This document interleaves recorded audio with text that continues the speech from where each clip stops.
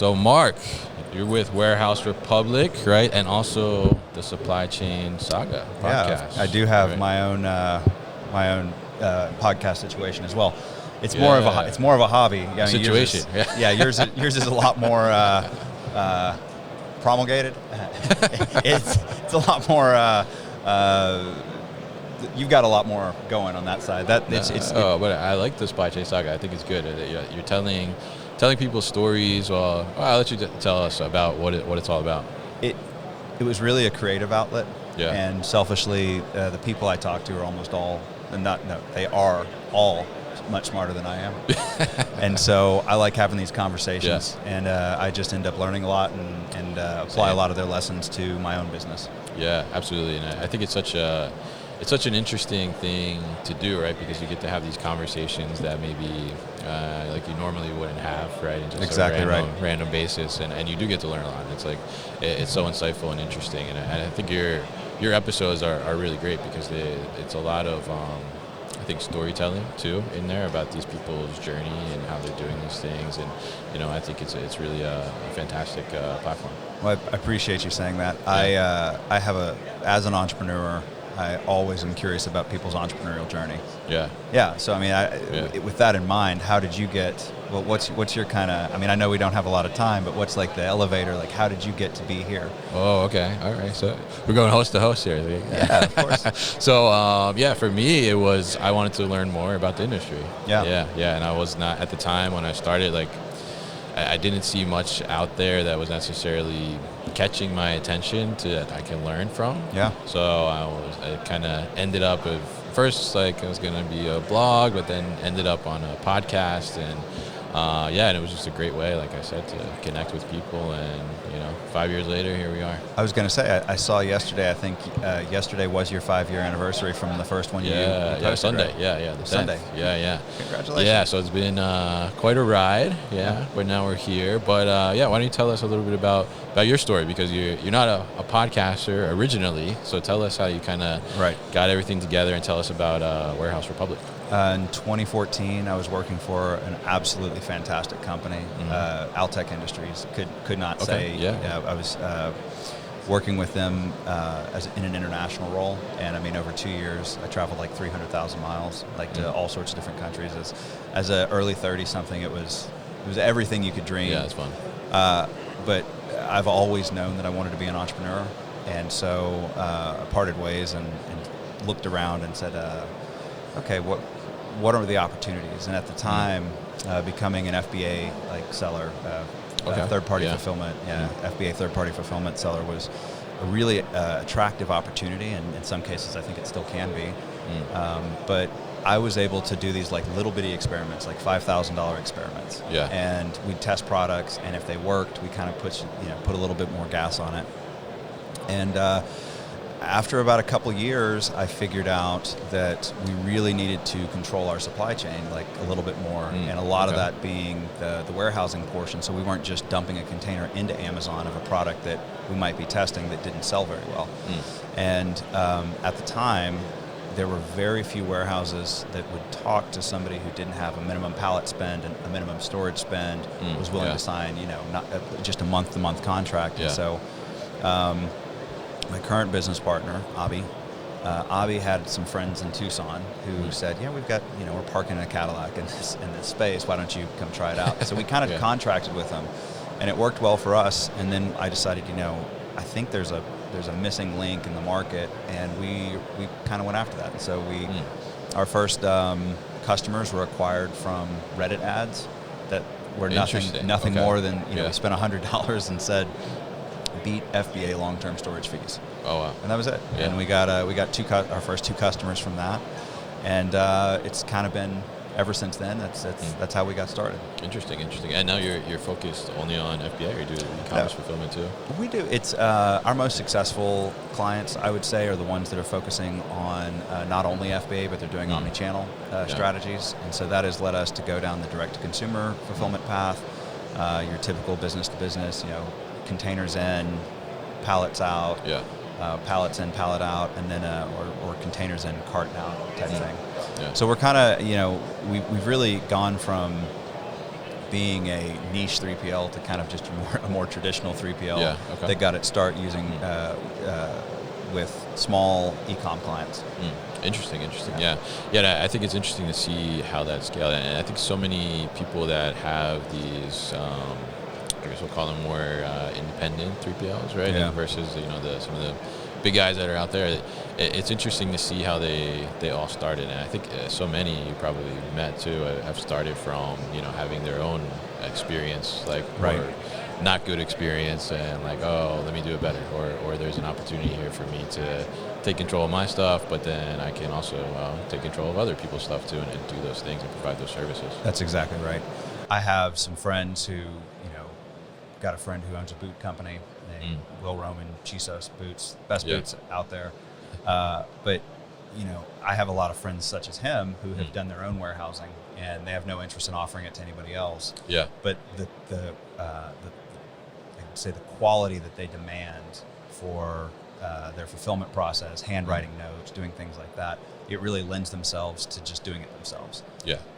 And so I've seen a lot of those type of people who eventually do say, okay, well, we've gotten it down pretty well, and then they start offering to other clients, to other people, and groups that they've become a part of, like that kind of thing. Yeah, it's very interesting to see how that kind of develops there. And I think the other thing too that I'm curious from you is, because we talked to a lot of to some 3PL, some shippers, but we talked to a lot of solution providers here. But as you're attending Modex here from a shipper perspective, I'm curious, what are you looking for here? What's kind of maybe grabbing your attention as you're at Modex here?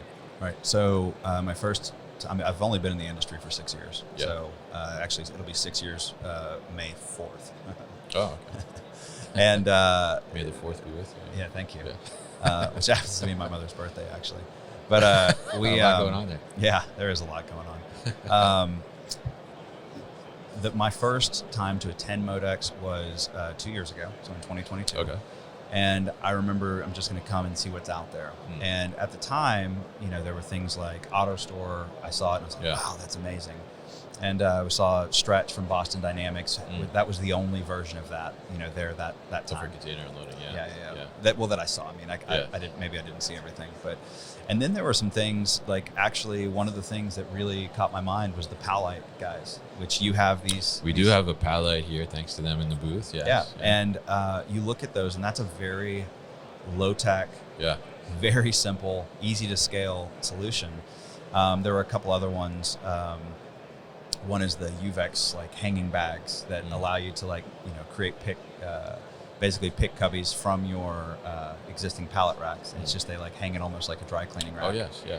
So there's some of those, and there was another one of those companies here. And I remember the robots are great. The robots are very cool, and but they apply to such a small part of the industry. Yeah. And you have to be very, very specific about who you serve and why you serve them.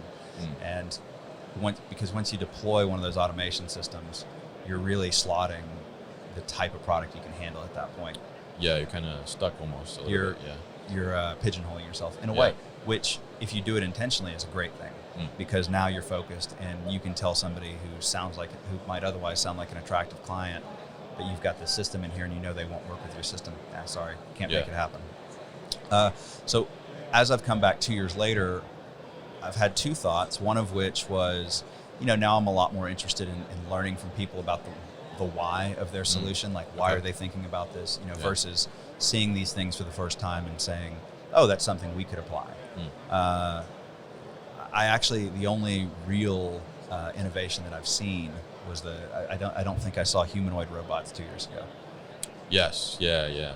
Oh, agility, yeah. I just had a donut with Digit actually this morning. Yeah. But I think that's super interesting, and I think it makes a lot of sense too, because to me too, we say warehouses are sexy, right? That's our little tagline, right. But it is these kind of simple but very smart solutions like Palette that I think make it so sexy. It's these little in between things that are making an impact, but it's not a huge investment, and like you said, doesn't take away flexibility that you have. And I'm curious, as you look here now, we're on day 2 here, so I think maybe you had some time to walk around yesterday. I did yesterday. Yeah. So what's kind of catching your attention? Going back to last year or 2 years ago, Boston Dynamics was the only one with a stretch leg robot. Yeah. Now Pickle Robotics has got one as well, and I don't know if that's new or if they're just now deciding to exhibit it. But so you're starting to see these other kind of like trailer unloaders and things like that. I mean, that, one of the things about, as you think about improving warehousing, it's like, how do you take the suck out of a job? Container unloading is always one of the worst. That's the worst job. Right? That's one of them. Yeah.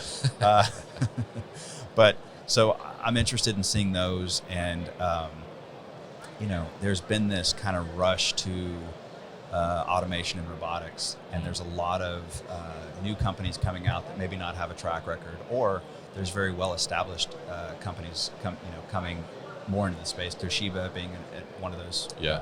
Toshiba is really heavy. I was talking to the gentleman yesterday who was at the booth, and he said, "Yeah, we've been in the space a long time, but more on the technology side."